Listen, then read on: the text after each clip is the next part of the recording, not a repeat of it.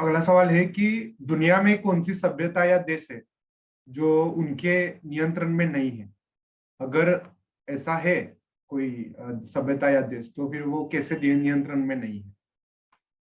देखो, पहली बात तो नियंत्रण है ना, वो एक तो अल्टीमेट ही नहीं होता। अल्टीमेट यानी कि फुल एंड फाइनल कभी नहीं होता है। नियंत्रण होता है वो कंपेरेटिवली ऊपर नीचे चलता रहता है, वक्त के साथ में नियंत्रण कम ज्यादा होता रहता है। तो हम ऐसे नहीं बोल सकते कहीं पे भी नियंत्रण नहीं है और किसी जगह पर 100% नियंत्रण है।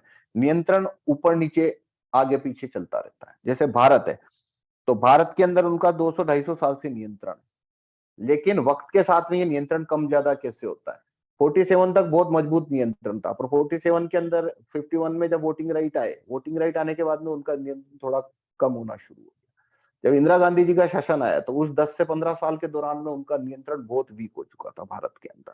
मतलब इतना वीक हो गया था कि भारत ने लड़ाकू विमान, टैंक, मिसाइल, इतने ऐसे प्रोग्राम शुरू कर दिए। मतलब ये अल्टीमेट बात है ना कि भाई उनका नियंत्रण कितना कमजोर हो चुका था असल में, कि भारत ऐसे डिफेंस प्रोजेक्ट को शुरू कर दिया था भारत ने, और इवन परमाणु कार्यक्रम शुरू कर दिया, और हमने परमाणु परीक्षण तक कर दिया। उससे वो साबित होता है साफ तौर पे कि भारत में उनका उस समय नियंत्रण 5 पैसे बचा था केवल।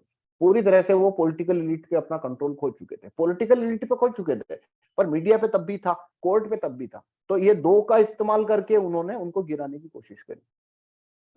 अब वाजपेयी जी का जो पहला शासनकाल था, अच्छा, फिर अब मनमोहन और राव का जो सरकार था, उनका कंट्रोल वापस से बढ़ना शुरू हो गया था, ठीक है ना। लेकिन बाद में क्या हुआ, वाजपेयी जब सत्ता में आए, तो वाजपेयी ने सत्ता में आने के बाद में जो पहला कार्यकाल था उनका, उनके अंदर में वापस से उनका कंट्रोल कम हो गया था पॉलिटिकल एलिट पे से, और वाजपेयी ने दूसरा टेस्ट कर दिया परमाणु का, ठीक है ना। और नतीजा, उन्होंने फिर मीडिया का इस्तेमाल किया, दूसरे नेताओं को पैसा वैसा देके, सुब्रमण्यम स्वामी, जयललिता और ये सब लोग थे जिन्होंने उनकी सरकार गिरवा दी। दूसरी बार जब उनको सरकार में आए तो वापस से कंट्रोल उनका बढ़ चुका था, और पूरा कंट्रोल वापस से उन्होंने लिया कारगिल। कारगिल युद्ध के दौरान उन्होंने पूरी तरह से वापस से अपना कंट्रोल, गिरफ्त मजबूत कर ली, और फिर मीडिया में एफडीआई डालनी पड़ी, उन्होंने शर्त रखी थी।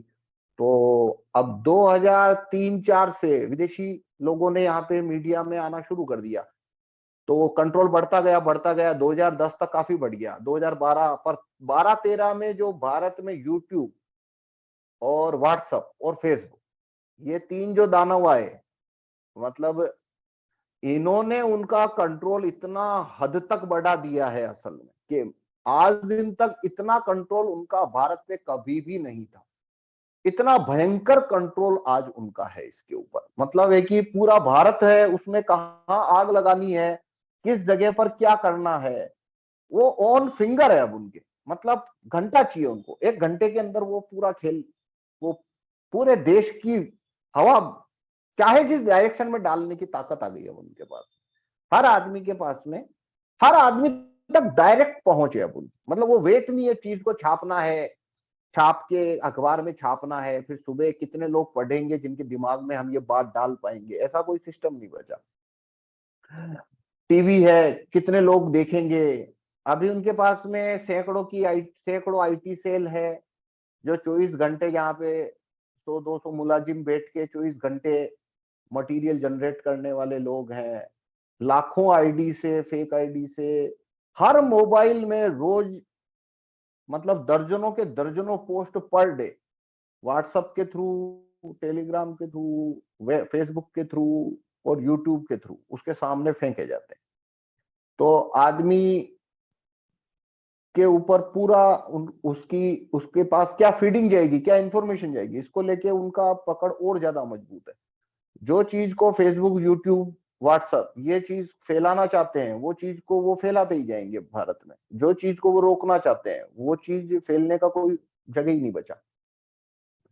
अब आजकल एक नया स्यापा शुरू हुआ है, मतलब एक नई टेक्निक जो है वो मतलब बहुत ही खतरनाक चीज है। कि पहले तो क्या होता था, आदमी पेड है और पता होता था ये पेड है, लेकिन अब क्या होता है, अब फेसबुक और यूट्यूब कैसे इस्तेमाल कर रहे हैं कार्यकर्ताओं का, कि जो वीडियो, यूट्यूब वीडियो हुआ, फेसबुक पोस्ट हुआ, या जो यूट्यूब वीडियो उनके एजेंडे को सपोर्ट करता है, ऐसी बात है उसमें जो उसको सपोर्ट करता है, वो उसको बूस्ट कर देते हैं। तो बूस्ट करने से क्या होता है, वो यूट्यूब वीडियो पे ज्यादा लाइक आएंगे, ज्यादा व्यू आएंगे। अब वो ज्यादा व्यू आने लग गए उसके ऊपर, तो जो यूट्यूबर है उसको तो व्यू चाहिए। तो वो क्या देखेगा, यार ये चीज चल रही है, इस पे बहुत लोग व्यू आ गए, मेरे तो 2000 व्यू से आते नहीं है ज्यादा, इसमें तो 12,000 आ गए, तो वो उसी ट्रैक का एक और वीडियो बना देगा, वो उसको फिर 24,000 तक पहुंचा देगा यूट्यूब।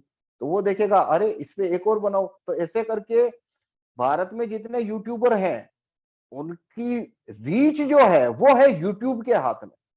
तो वो उनको ये लालच डाल के या ये बोटी फेंकेगा उनके सामने, और वो अपने आप, उनको पता ही नहीं है कि उनके साथ क्या हो रहा है, और वो अपने आप ऐसी चीजों को फिल्टर करना शुरू करेंगे जिसको यूट्यूब प्रमोट नहीं करता, फिल्टर आउट कर देता है। और वो चीजों के ऊपर मटेरियल बनाना शुरू करेंगे, वो स्टैंड लेना शुरू करते हैं जिसको यूट्यूब बूस्ट कर रहा है। तो ऐसे करके यूं समझ लो कि ये इस टाइप का सिस्टम हो गया कि एक ऐसा आदमी है जो अनपेड है और काम उनके लिए कर रहा है, और उसके बदले में पेड क्या कर रहे हैं, वो उसको वो पेड कर रहे हैं व्यू। कि भाई तुम्हारा ये यूट्यूब वीडियो है, इसको 2000 लोग देखते हैं, पर देखो तुमने इसके ऊपर बनाया, इस मुद्दे के ऊपर बनाया, तो इसको हम 8000 तक पहुंचा दिया उन्होंने। तो आदमी को उन्होंने ये जो 6000 है ना एक्स्ट्रा व्यू, ये यूट्यूब ने पे कर दिए उसको, ये पेड किया उसको, भाई ये ले तेरे को हमने फ्री में दिए 8000 व्यू। तो वो दूसरा भी उसी के ऊपर बना देगा।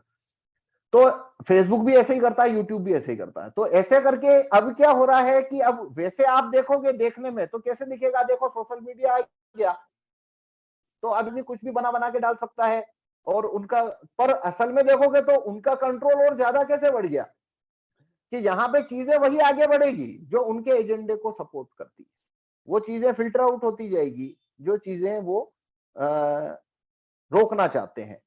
तो अब कंट्रोल और ज्यादा बढ़ गया। अब जैसे भारत के अंदर, तो जैसे भारत के साथ हो रहा है ना, तो अब ये सेम चीज है सभी कंट्री के साथ चलती रहती कि जैसे इराक है, चाहे चाइना है, चाहे रशिया है, तो सभी जगह ऐसा होता है कि उनका कंट्रोल है, वो बढ़ता है फिर कम होता है, फिर बढ़ता है फिर कम होता है। तो ये प्रोसीजर है। अब जैसे रशिया है, अब रशिया पे अमेरिका का कंट्रोल बहुत बढ़ गया। जैसे एक टाइम था जब अमेरिका का रशिया पे कोई भी कंट्रोल नहीं था, मतलब 1950 60 70 की बात कर रहा हूं मैं, 80 तक भी, ठीक है ना। लेकिन गोरबाचोव के आने के बाद से उनका दखल बढ़ना शुरू हो गया, और बाद में 90 में यूएसएसआर टूटा, और उसके बाद में रूस बना, और अभी तो उसका काफी बढ़ चुका है।